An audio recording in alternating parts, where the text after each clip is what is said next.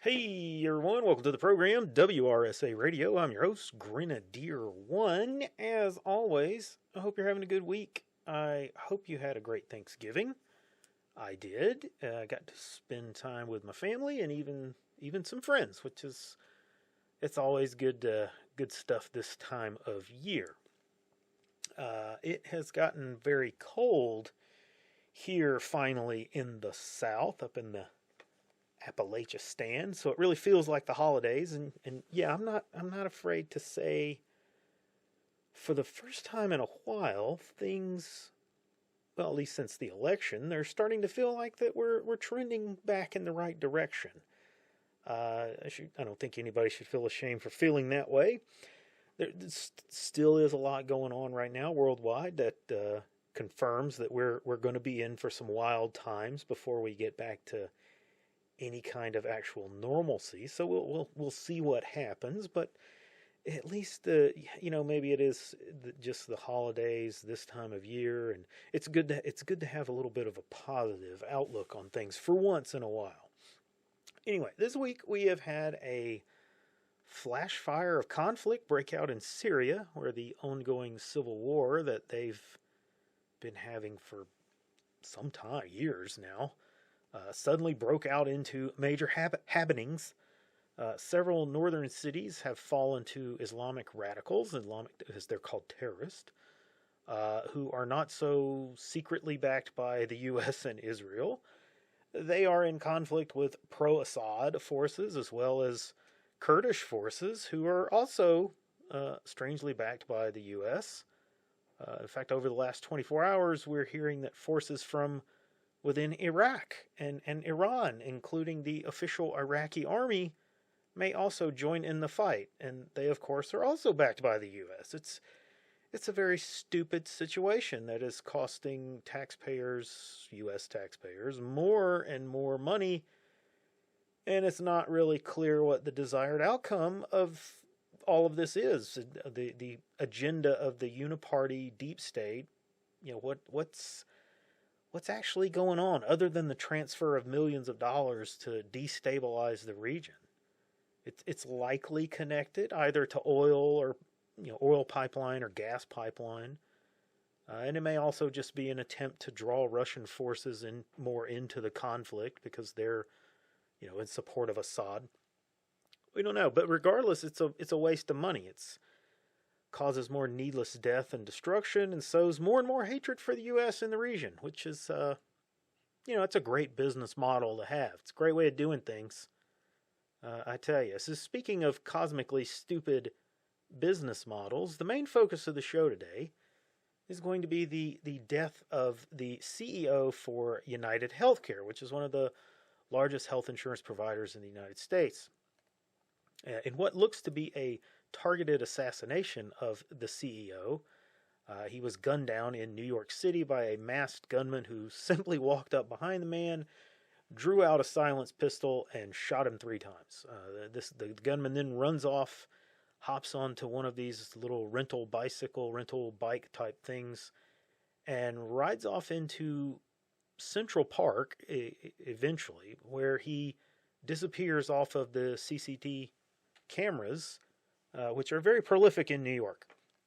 So he disappeared, and they don't know where he's gone.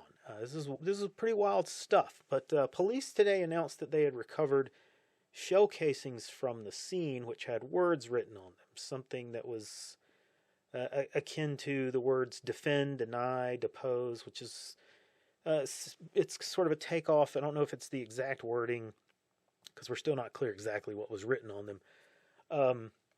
If it was the exact wording of a title from a book that came out a number of years ago, which details some of the most heinous legal actions that health insurance companies have taken, how they've sued patients and denied patients and all these. It's about sort of exposing the dirty laundry of the healthcare industry. So this is on its face looking more and more like someone who possibly had a beef with United Healthcare. Maybe their health insurance claim was denied, or something even worse. We just don't know at this point. But it looks like they've taken action as a way of fighting back against the United Healthcare. At least that's what it appears to be on the surface. But is there more to this? And the answer to that I don't really know what my comment about it. I don't really know.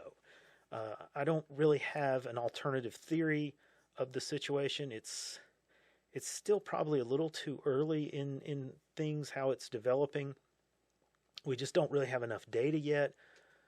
But what we do know is that United Healthcare is the single largest denier of claims in the health insurance industry. It's, again, a very stupid way of doing things, but they seemingly prefer that their customers die rather than continue to live and pay premiums. And that's how it looks from the outside. That's United Healthcare's leadership, prioritizing the financial bottom line over actual customer health. And I use those vague terms just to give them some benefit of the doubt, because I don't really believe that. I know that the bottom line is all that most corporations care about, but they don't really care about the customer experience or customer welfare. They do, as long as it doesn't significantly impact the balance sheet. But you gotta give a little bit of leeway here.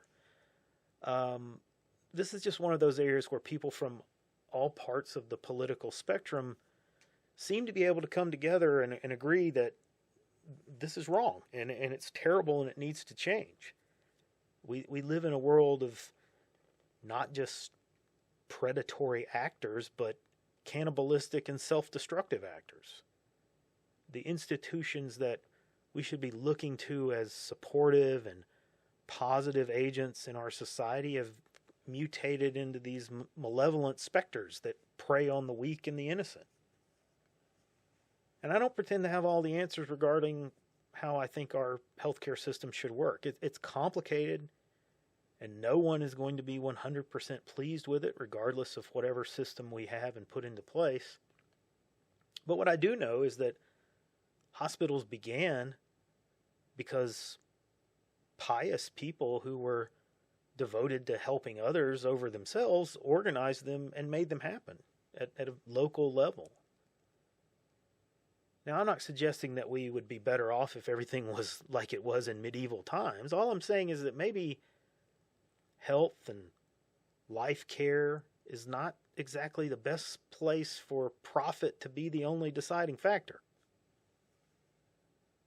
I have no sympathy for this CEO. He made his decisions, and now he's paid for them. I feel for his family. He was married and he had kids. It's sad for them to lose a husband and a father for something like this. But the thing is he placed the bottom line over them too. He made the decisions that he made knowing that his family was there and that he was creating the world that they were going to live in. Now, again, this assumes that this was a hit, I guess, and that it was about a patient who suffered under United Healthcare. We just don't know. The United Healthcare and this CEO are also the subject of a Department of Justice investigation.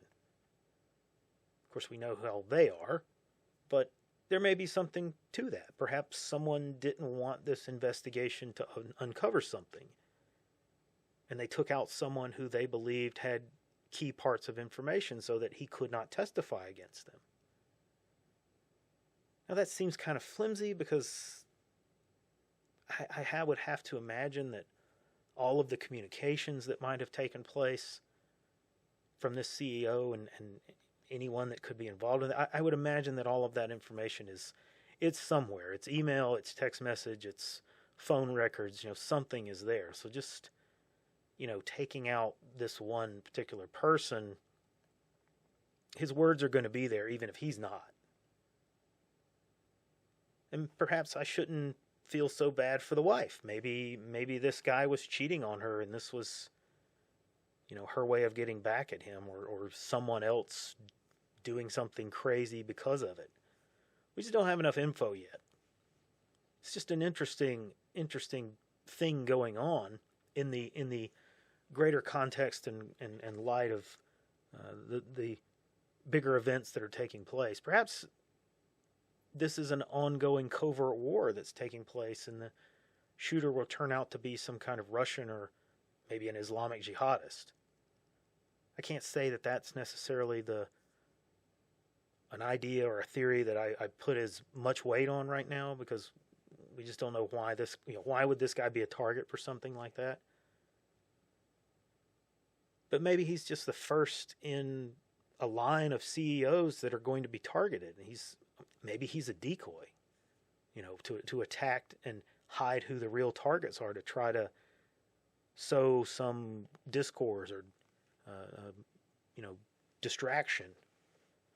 Maybe if this is something covert, maybe they don't want anyone to know that that's what's going on right now. It's plausible deniability, right? And again, that's just me speculating. I think, however, that some individuals in the healthcare industry might want to take some precautions and begin to watch over their shoulders, because the smoke is beginning to become visible more and more, revolving around the coof and the jab. Congress released their report this week on that topic, and surprise, surprise, surprise, it does not look good. The actions of the healthcare industry, the CDC, the NIH, pharmaceutical companies, they all contributed and continue to contribute to the needless deaths of untold thousands of people. And in fact, there are rumbles that perhaps Biden should preemptively pardon some of the players in this whole charade, just in case. Dr. Fauci being one of them. Now, that's not what they're saying openly, because, of course, they're not going to say that openly. It's just hidden between the lines. They're suggesting that, well, Trump's going to go after these people, and they throw out this sort of broad definition of that, because of some petty revenge. And they suggest that, well, maybe Biden should preemptively pardon all of these different people. But Fauci is kind of one of the prominent ones. And we all know that's BS. This is to cover and to try and keep them out of a courtroom where they might have to answer for what they've done. Well, all of those people just got put on notice. Perhaps you're not as safe outside of a courtroom either. Maybe the courtroom and a prison stay are the safest place for you.